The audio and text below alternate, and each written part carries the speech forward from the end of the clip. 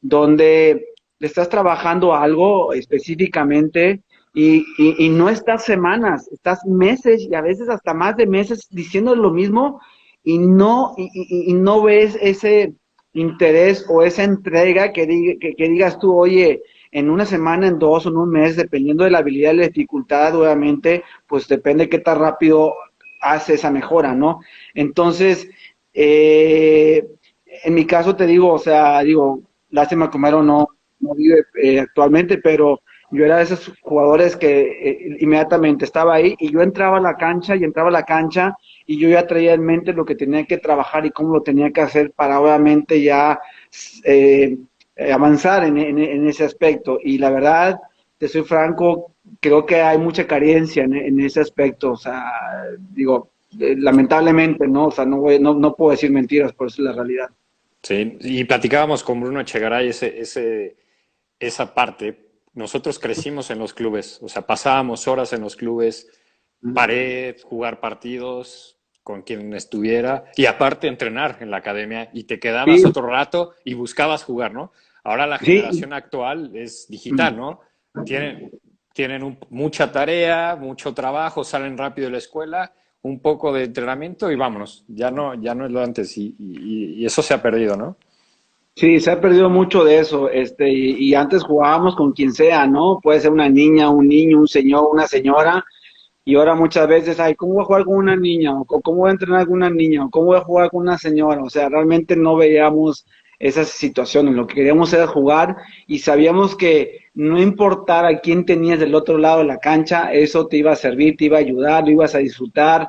No ponías el pero, ¿no? Siempre Claro. encontrabas esa motivación, y creo que esa motivación no tan fácilmente se está encontrando hoy en día, ¿eh? Sí, es una labor que nosotros dura, porque aparte tenemos que adaptarnos a esta generación digital que nacieron con una pantalla y nosotros tenemos que adaptarnos ahora con el Zoom, por ejemplo, ¿no? Sí, sí, Hay que sí. adaptarnos. Ahora, otra cosa y a ver qué opinas. Tanto tú tienes chicos en la academia, nosotros aquí en Querétaro tenemos chicos muy talentosos desde chicos. Tú también fuiste muy talentoso desde chico, llegaste a una final de Orange Bowl. Y ahorita, escuchando otras pláticas con Vasek Pospisil, un canadiense, con el papá de Coco Gauff, la americana que ya me causó extrañeza que los papás creyeron tanto en el hijo que a 10, 12 años los papás renunciaban a su trabajo y se enfocaron al niño, ¿no?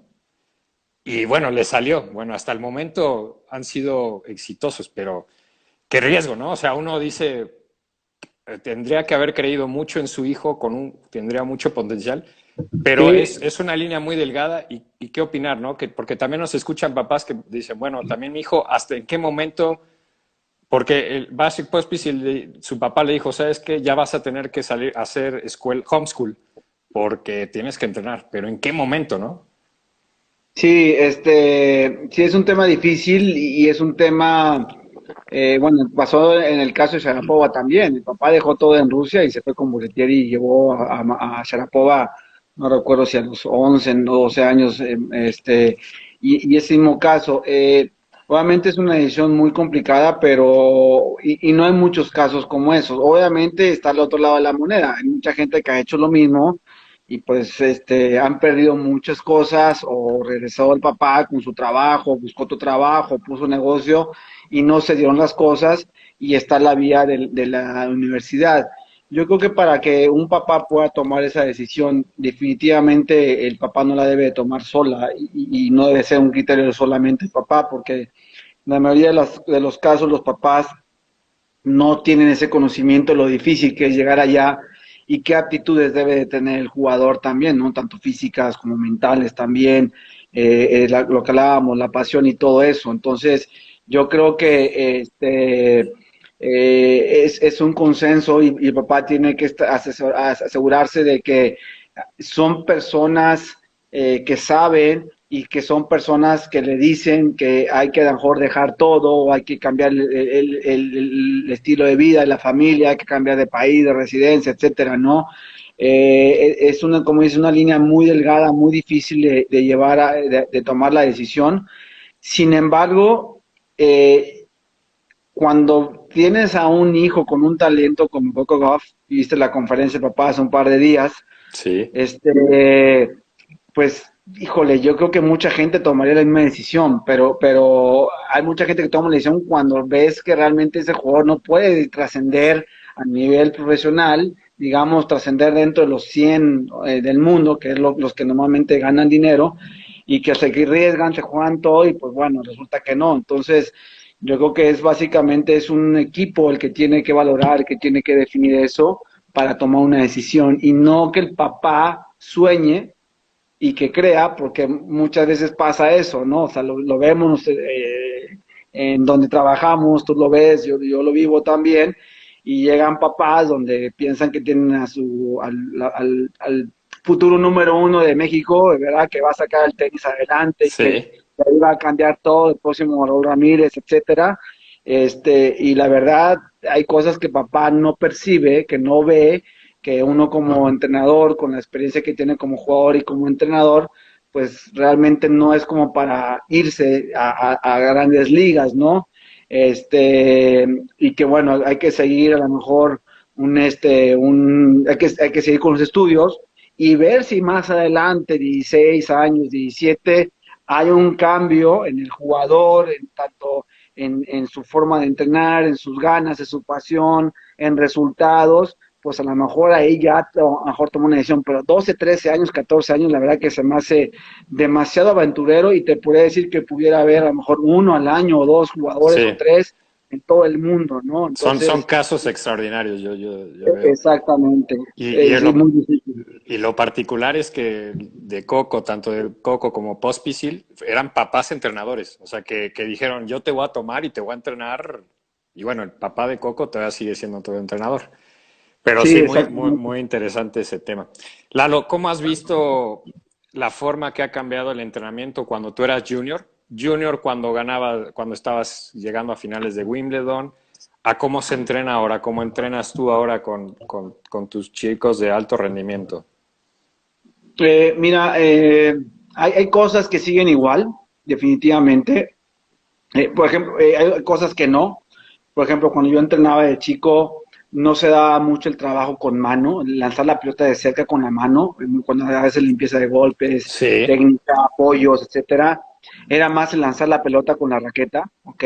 desde el otro lado, ¿no? De la red.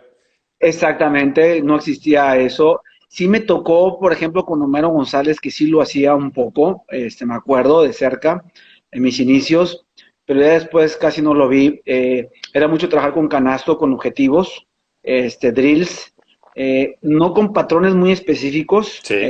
más un poquito general, por ejemplo. Y era más que todo jugar puntos, jugar sets, etcétera, ¿no?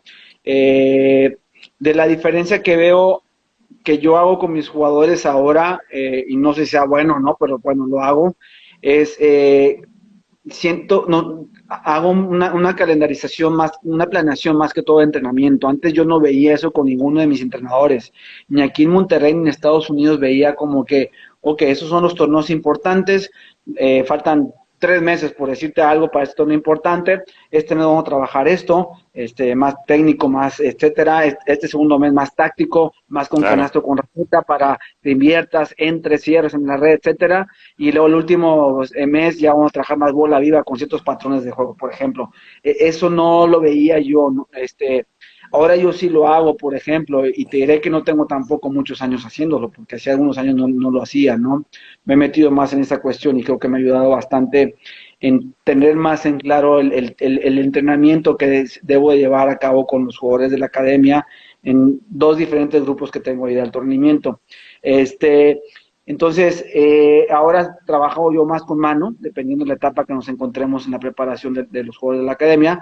Con raqueta, igual, no te puedo decir muy parecido a como antes, pero lo que sí trabajamos más ahora, o lo trabajo yo más que antes, es trabajo de bola viva, pero con patrones de juego, ¿no? O sea, simulando mucho las jugadas que se presentan normalmente en los jugadores, y exigiéndote a que ese patrón de juego dure lo más que se pueda, como que te puede durar, no sé, un minuto el patrón de juego, que son el patrón 5 bolas, 6 o 7, por darte un ejemplo, pero como no se falla, se empieza otra vez el patrón y no se falla, se empieza, entonces se hace más dinámico y se hace más real a lo que se enfrenta a un entrenamiento, cosa que yo casi no hacía eso anteriormente y ahora siento que a mis jugadores ese tipo de entrenamiento les ha ayudado mucho porque están muy de cerca a una situación de juego cuando ellos compiten, ¿no? No sé si te pasa, a mí nos pasa luego en esas situaciones de juego muy específicas de bola viva, que cuando pones ciertas restricciones se vuelven locos. O sea, a veces los chicos no quieren esa restricción de que si te elimina un golpe o solamente cierto target. Hijo, y es lo que al final les tiene que servir, porque el tenis es dificultades todo el tiempo, ¿no? Sí, si no lo pueden hacer ahí en un partido, no lo van a poder hacer. Entonces tienen que mantenerse y controlarse, obviamente. Me pasa eso, pero fíjate, algo que me pasa más y me preocupa mucho, y es algo que constantemente lo estamos haciendo, es que la atención que se pone al momento de la explicación que se da, no existe esa atención. Sí, Estamos dispersos, no muy hay ese enfoque, dispersos. no están prestando la atención que debe de prestar. Empieza el ejercicio y, no entendí, cuando ya están a punto de entender, o lo hacen y lo hacen nada que ver con lo que explicaste. Entonces dices, a ver, si yo estoy dando una explicación y no estás poniendo atención, entonces en un partido, ¿dónde está esa concentración, ese enfoque que debes de tener? Porque es como si yo le dijera a un jugador 15 minutos antes de un partido de torneo, oye, tienes que hacer esto, lo otro, juégale así, juégale así, etcétera, y luego de repente entre el partido, se me olvidó, pues entonces, ¿de qué sirve? Me explico. Entonces, sí veo un poquito esa cuestión y me llama mucho la atención porque, pues tú sabes que en un partido de tenis de hora y media, 2 o más, la mente, la concentración es súper importante que el jugador esté metido en el partido, pero sin embargo, esto me ha ayudado poco a poco a que los jugadores estén más enfocados, estén más conscientes, más concentrados en hacer lo que tienen que hacer, y su mente esté más en la cancha y no en otros lados, ¿no? Excelente, Milán. Sí, sí, creo que eso lo vimos en el día a día, pero es nuestra lucha, ¿no? Es Sí, el ganarles la batalla a los chavos. exacto. Lalo, dentro de tu día a día, que nosotros, por ejemplo, en La Loma tenemos